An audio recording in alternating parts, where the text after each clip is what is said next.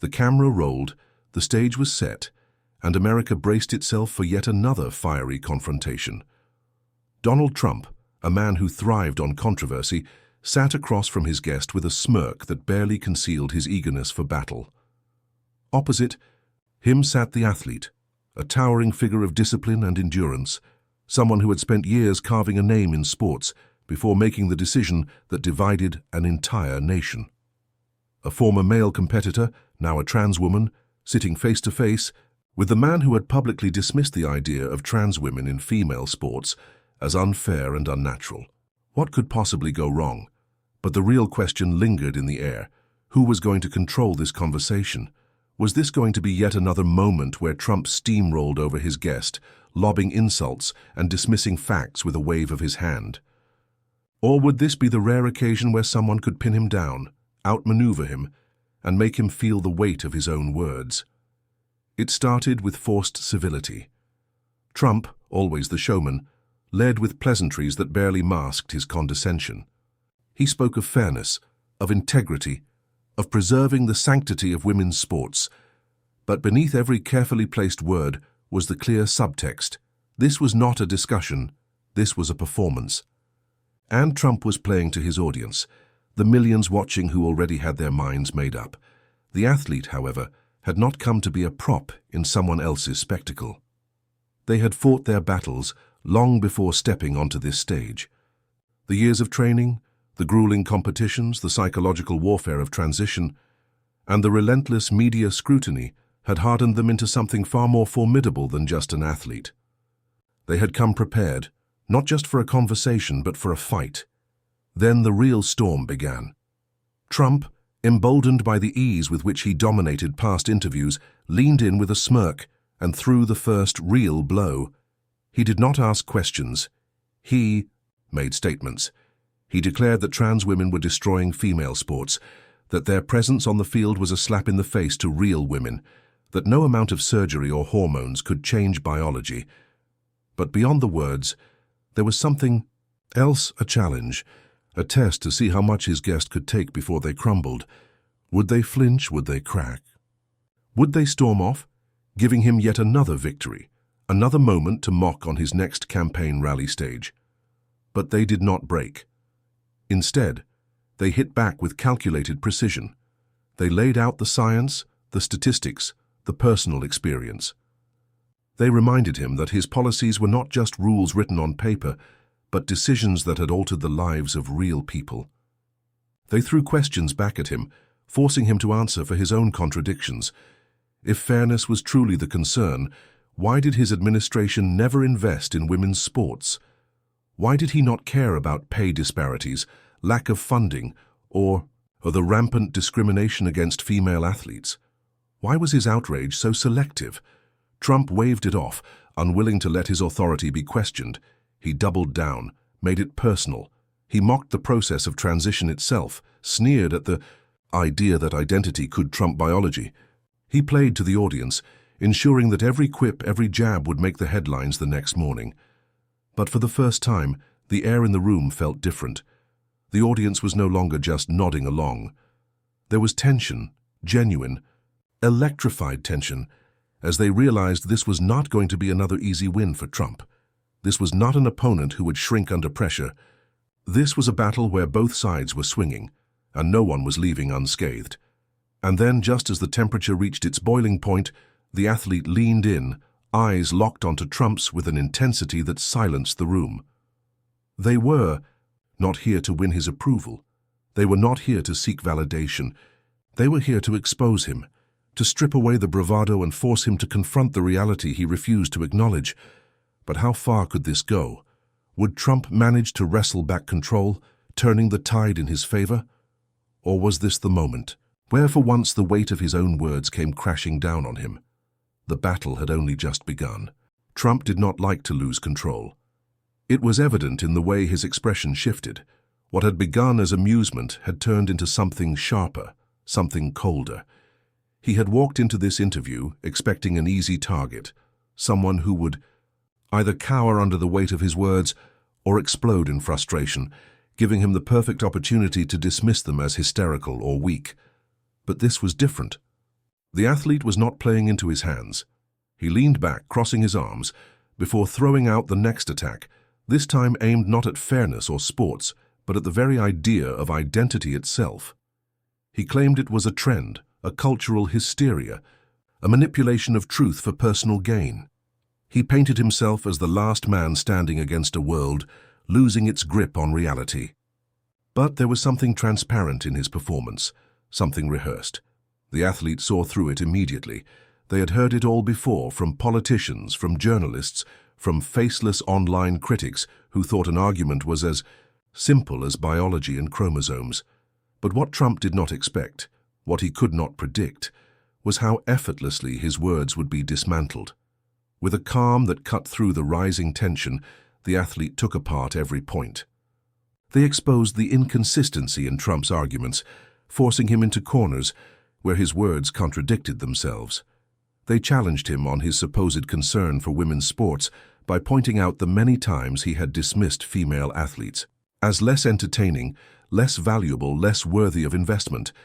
They asked with unwavering conviction why his passion for fairness only seemed to ignite when trans people entered the conversation. Trump scoffed. He hated being on the defensive, and the way the audience seemed to be listening, truly listening, made it worse. He needed to shake things up, regain the upper hand, so he did what he always did when challenged. He turned to mockery. With exaggerated disbelief, he belittled the struggles of transition. He scoffed at the idea that any man, in his words, could wake up one day, decide to be a woman, and demand to compete in sports. His words were cruel, dismissive, designed to provoke. He grinned as he delivered the final punchline, knowing his audience would eat it up. But then something shifted. The athlete, who had remained composed throughout, finally allowed the mask of restraint to slip. Not into anger, not into the outrage Trump had been hoping to provoke, but into something much more dangerous for him. They laughed. It was not the laugh of someone who had been defeated.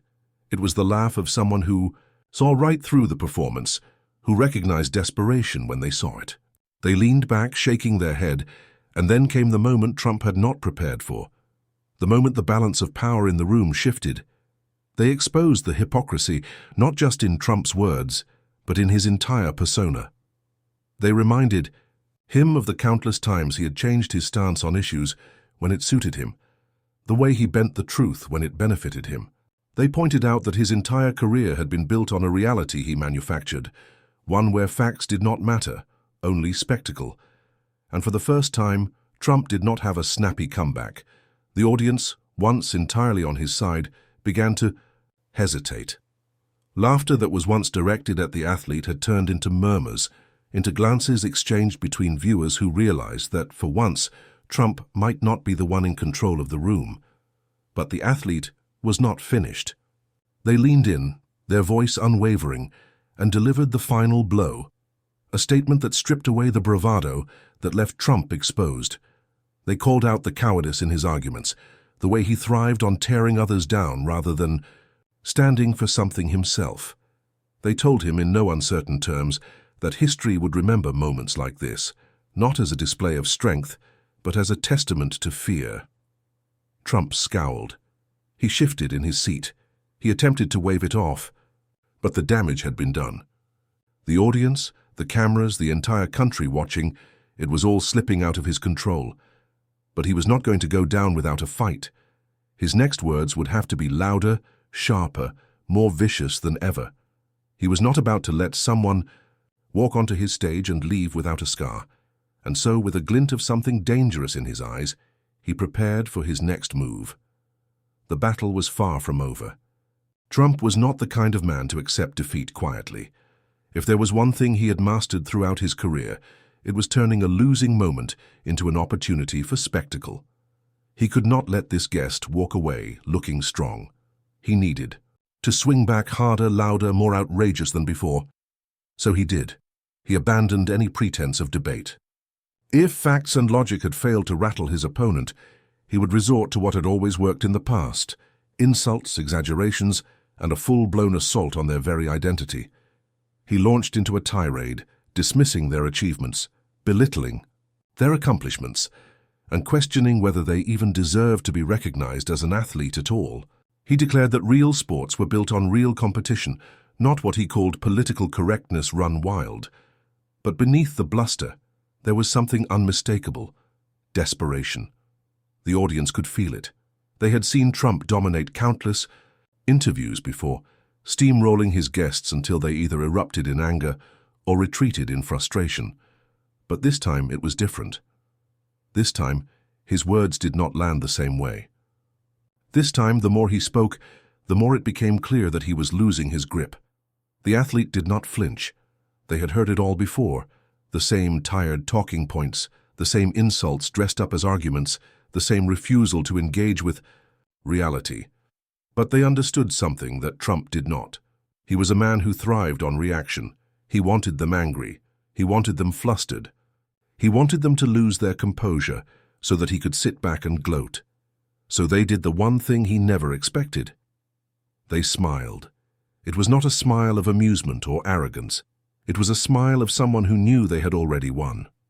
Someone who understood that no matter how loudly Trump shouted, no matter how wildly he flailed, he had already lost control of the narrative. And then, with a level of calm that only made the moment more devastating, they dismantled him piece by piece. They reminded him, in no uncertain terms, of the times he had spoken favorably about certain transgender individuals when it suited him, when he wanted to appear more moderate to certain voters. They pointed out the hypocrisy in his shifting stance, the way he was never truly about principles, only about whatever performance kept him in the headlines. They exposed him as someone who did not actually care about women's sports, fairness, or integrity, just another man using an issue he barely understood as a weapon for his own gain. Trump's face darkened. He tried to interrupt, but for the first time in the interview it did not work. The athlete continued, cutting deeper. They spoke about what it really meant to fight for fairness in sports, about the struggles female athletes faced every day. That had nothing to do with transgender competitors. They exposed the hollow nature of Trump's arguments, making it painfully clear that he had never been an advocate for women's sports, only an opportunist using it as a shield for his own agenda.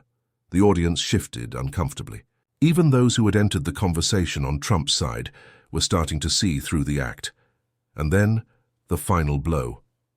The athlete looked him in the eyes, unshaken, and delivered a single statement that cracked through the entire performance. A truth so undeniable that even Trump, for a fraction of a second, hesitated. The room fell silent. For the first time, Trump had no immediate response. No snappy comeback, no exaggerated dismissal. Just a pause, brief but telling. A moment of exposure before he could rebuild the wall. But the damage had been done. The audience saw it. The cameras caught it. The world was watching. And in that moment the power had shifted, but Trump was not finished yet. There was still time for one last desperate counterattack, one final attempt to seize control before the interview slipped through his fingers entirely. And what came next would be his most reckless move yet. Trump was backed into a corner, and he knew it. He could feel the weight of the moment pressing down on him, the sudden shift in energy that had turned the interview from his usual spectacle into something far more dangerous, a moment of genuine reckoning. The athlete had done what so few had managed to do before. They had peeled away the layers of performance, exposing the fragile ego beneath, and he could not stand it. So he lashed out. His words turned cruel, more unhinged than before. He called the athlete a fraud, an insult to real women, a joke that the world was too afraid to call out. His voice grew louder, more animated, as he ranted about the destruction of traditions, the erasure of truth, the downfall of civilization itself. He wanted to drown out what had just happened, to bury it under a pile of outrage and aggression. But the desperation was showing. The audience could feel it. What had started as laughter and cheers from his supporters was beginning to splinter.